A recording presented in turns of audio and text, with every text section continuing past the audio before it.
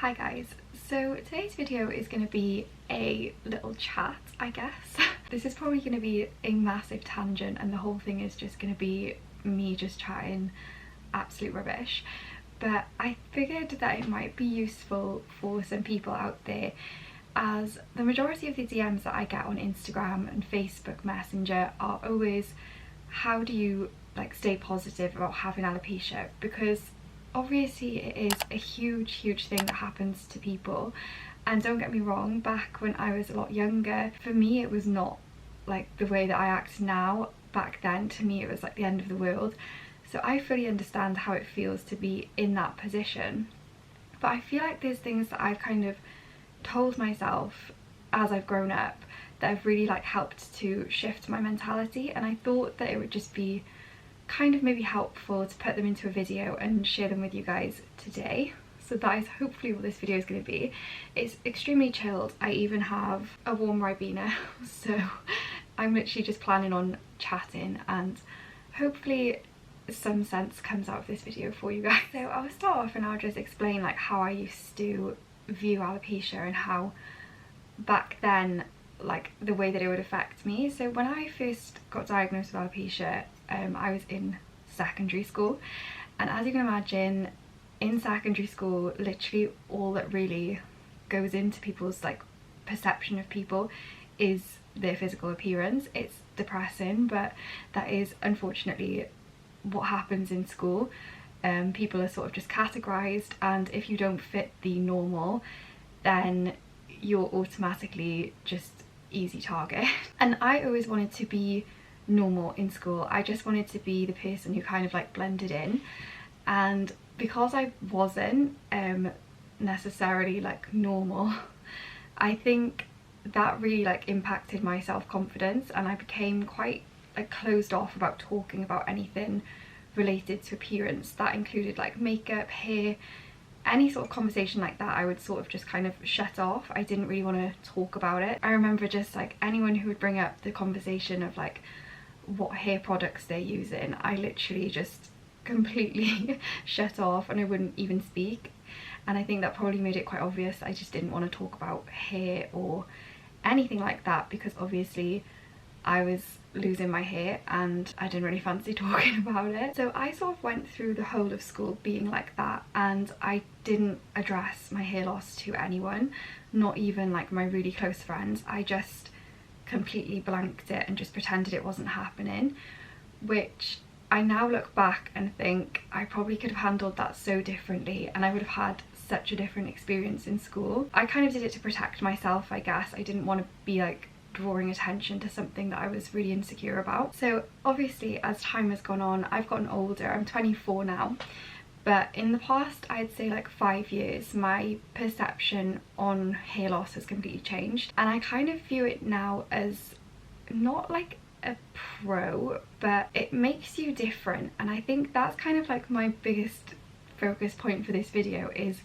how you can use something that perhaps you feel really insecure about to help other people feel less insecure. So I've always found that the people who handle alopecia the best are the people who are just, it is what it is, that kind of mentality of, yeah, okay, it's not the best thing in the world, and yeah, okay, maybe I would be happier if I had hair, but who knows, maybe I wouldn't be. Maybe I would be way worse off if I'd had hair, because I wouldn't have met the amount of people that I've met through losing my hair. Just a thought. And I think I always have these moments where I wonder to myself oh well, what would my life be like if I hadn't lost my hair in school? And do I honestly think it would be better? Probably not. I think maybe I would have done some more things that I was perhaps insecure about doing, like going swimming and shit like that. But other than that, I really don't think it's impacted my life all that much at all. The only impact that it's ever had is the impact that I've let it have. So I'm just going to give a couple of tips, and by all means I'm no expert, I'm still learning myself, but I think these couple of things that I've done in the past few years have really changed how I've viewed alopecia and hair loss. And this applies to any insecurity as well, because the more open you are about something, the more you start to accept it yourself. So the first thing is telling people. And trust me, I know how hard that can be. I only told my really close friends just before I posted on Instagram about my hair loss. So for me, it was extremely difficult to just kind of open up and have that conversation with people. But the more you do it, the easier it gets. So nowadays when people ask me about my hair, I don't like draw a blank, I don't just not say anything. I'll just be quite open and honest. If people ask me am I wearing extensions, I tell them it's a wig. If people ask, you know, where do I get my hair done, I just straight up say I actually don't have any hair. That can kind of put people back a little bit, but it's a lot better feeling than somebody asking you about your hair and you feeling really like taken back and self-conscious. So the more open you are about it, the easier it is. And the way that I would recommend doing that is to start off small. Start off with people that you're like friends with or friends of friends, and just have a conversation with them. And that can be by text or in person, whatever you find easier, but talk to them. And I promise you 9 times out of 10 they already know, but they maybe feel uncomfortable about bringing it up to you as well, especially if you don't want to talk about it. But just be open and have that first conversation, because after that it's so much easier. And when people know, it's like a complete weight off, because you don't have to constantly be worrying like, oh, can they see this, like does the hairline look natural? You just don't care. And that's like a much better feeling than constantly being nervous and like overwhelmed by the thought of somebody realizing you might not have your own hair. So another tip that I have that I didn't personally do, but I've seen other people do it and apparently it works quite well for them, is make a separate Instagram account and just keep it to people who also have hair loss. So you don't have to go posting about your own hair loss, but follow a big group of people who all also have hair loss, so that you can kind of be inspired by them rather than being inspired by like Instagram models and like all of these people who on social media look perfect. Be inspired by people who are going through the same thing that you are. And trust me, there's like a huge community of people out there with alopecia, especially young girls. You'd be amazed how many people a day I speak to who are my age or younger or older going through the same thing. And I promise you, if you open up, people will jump to support you. The first thing people are going to do is just basically tell you that you've done a good thing. Nobody's going to turn around and say, why have you told us? Because people are just going to be happy that you've opened up and shared with them. I find that people kind of like being like in on a secret. They like get joy out of that, I guess. So just talking to people and opening up and just making sure that other people can like be there to support you if you need them.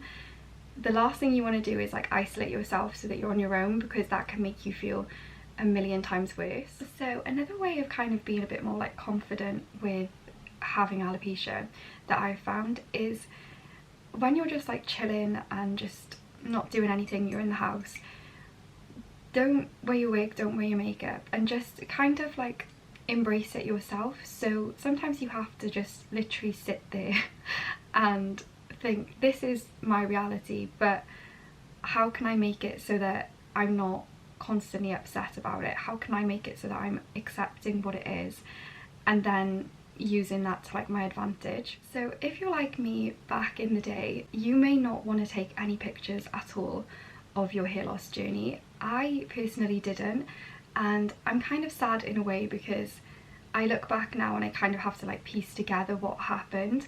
Whereas I think if I'd taken photos along the way, even though granted it's not something you want to be like, oh, lost my hair, take a snap, but just keeping track of it so that you can kind of look back and realise, you know, when it started to get bad, and at least then you kind of have the story to tell.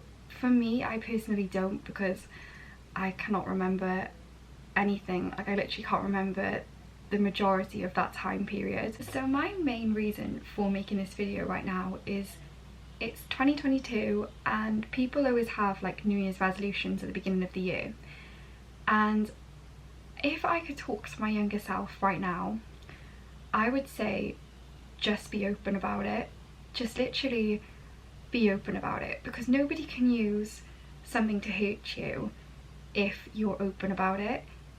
If somebody says something, you just turn around and say, so what? Whereas if it's a big deal to you, which it fully can be, but if you make it a big deal, it becomes something that you can like have used against you. I always see this TikTok that goes around, and I think it's an interview with Rihanna, and the like host asks her, what do you do on days where you don't feel beautiful?